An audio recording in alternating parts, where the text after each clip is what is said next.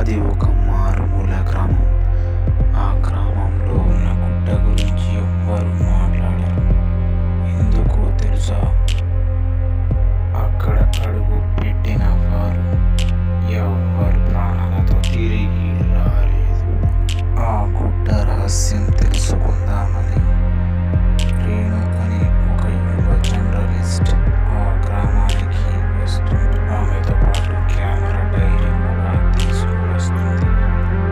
చిన్నయ్య అనే ఓ గ్రామ పెద్ద ఆ గుట్ట యొక్క రహస్యం రేణుకు చెబుతాడు.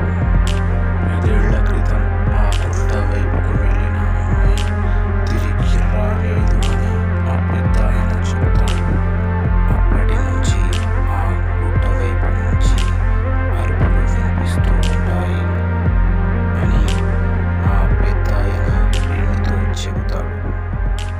ఇదంతా గమనించిన రేణు దీని యొక్క రహస్యం తెలుసుకుందామని అర్ధరాత్రి ఆ గుట్ట వైపుకు వెళ్ళింది.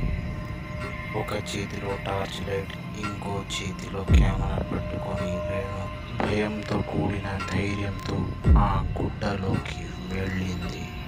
అక్కడ ఉన్న రక్తపు మరకలను చూసి రేణు కెమెరా ఆన్ చేసి తీద్దామన్న క్షణంలో ఆమెలో ఆత్మ ప్రవేశించింది.